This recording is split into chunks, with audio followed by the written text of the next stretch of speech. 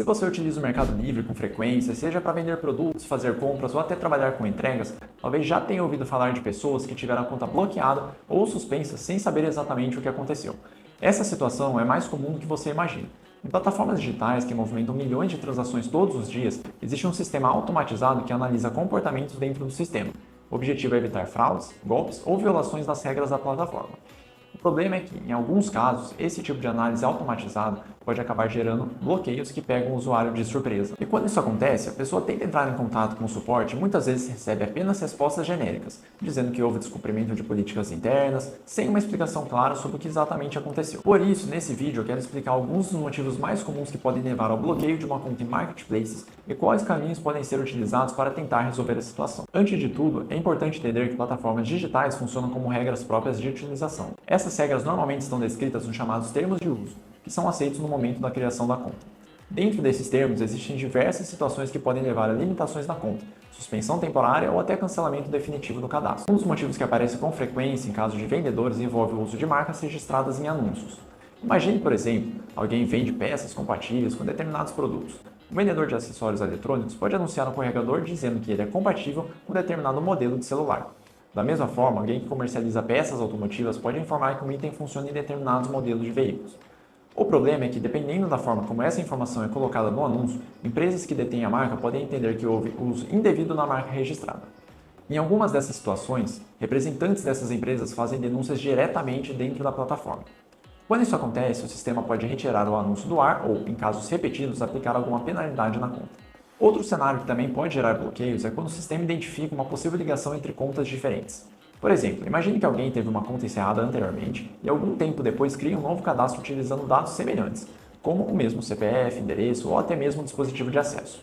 Algoritmos de segurança costumam identificar essas coincidências e podem interpretar a situação como uma tentativa de contornar uma penalidade anterior. Isso pode resultar em uma nova suspensão da conta, mesmo que a pessoa acredite que está apenas criando um novo cadastro. Existe uma terceira situação bastante comum, que envolve o que as plataformas chamam de atividade comum ou suspeita. Isso pode acontecer em diversas circunstâncias. Por exemplo, quando há acessos à conta a partir de locais muito diferentes, em um curto intervalo de tempo, mudanças frequentes de senha ou dispositivos utilizados para login. Em alguns casos, até mesmo padrões de compra ou venda considerados fora do normal podem levar o sistema a realizar uma verificação automática. A lógica por trás disso é tentar impedir fraudes, uso indevido de cartões ou acesso não autorizados.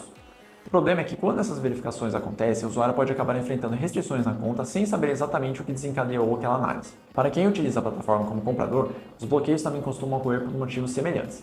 Transações que não são aprovadas, tentativas de pagamento repetidas ou uso de métodos de pagamentos diferentes em um curto período de tempo podem ser interpretadas como comportamento de risco. Outro exemplo comum envolve situações em que o sistema detecta divergência entre dados da conta e informações utilizadas em pagamentos. Essas verificações são comuns em ambientes digitais justamente porque o objetivo é reduzir fraudes e proteger os próprios usuários da plataforma. Já no caso de entregadores que atuam em serviços logísticos vinculados a marketplaces, algumas suspensões podem acontecer por questões relacionadas ao processo de entrega. Denúncias de atrasos recorrentes, registros de entregas não concluídas ou divergências nas informações de confirmação de entrega podem gerar análises internas que resultem em bloqueios temporários ou desvinculação do sistema. Cada situação precisa ser analisada dentro do contexto específico em que ocorreu, mas diante do bloqueio, a primeira atitude recomendada é tentar entender qual foi o motivo informado pela própria plataforma.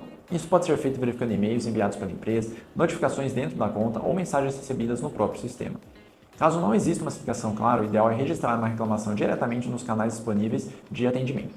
É importante guardar os registros dessas tentativas de contato, como número de protocolo, print de conversa ou cópias de mensagens enviadas e recebidas. Essas informações ajudam a demonstrar que houve a tentativa de resolver a situação diretamente com a empresa. Se o problema não for solucionado por meio do atendimento interno da plataforma, existem também alguns canais externos que podem ser utilizados para registrar reclamações. Um exemplo bastante conhecido é o site Reclame Aqui, que permite que consumidores relatem problemas relacionados a produtos e serviços. Ao registrar na reclamação, é importante explicar de forma clara o que aconteceu, quando ocorreu o bloqueio da conta e quais tentativas de solução já foram feitas. Mesmo quando a resposta da empresa não resolve imediatamente a solução, esse tipo de registro ajuda a demonstrar que houve tentativa de resolução administrativa. Outra alternativa é utilizar a plataforma consumidor.gov.br, que reúne empresas que participam de um sistema de atendimento monitorado por órgãos de defesa do consumidor. Nesse ambiente, a empresa recebe uma reclamação e possui um prazo determinado para apresentar uma resposta ao consumidor. Em muitos casos, esses canais acabam facilitando uma solução sem que seja necessário recorrer a outras medidas. Mas se mesmo diante dessas tentativas não houver esclarecimento sobre o motivo do bloqueio ou solução para o problema, pode ser necessário buscar orientação jurídica para analisar o caso em concreto. Isso porque cada situação possui características próprias e a análise depende de fatores como o histórico da conta, as justificativas apresentadas pela plataforma e as regras previstas nos termos de uso. O importante é entender que, em ambientes digitais, bloqueios podem ocorrer tanto por falhas no sistema como por interpretações automatizadas de comportamento. Por isso, sempre que possível, o ideal é reunir o máximo de informações sobre o ocorrido e registrar todas as tentativas de solução diretamente com a empresa. Se você já passou por alguma situação parecida em marketplaces ou outras plataformas digitais, pode compartilhar aqui nos comentários qual foi o problema e como ele foi resolvido. Esse tipo de troca de experiências pode ajudar outras pessoas que também estão enfrentando dificuldades semelhantes. Se você quer ver mais conteúdos explicando situações jurídicas relacionadas ao uso de plataformas digitais, vale a pena acompanhar os próximos vídeos aqui do canal.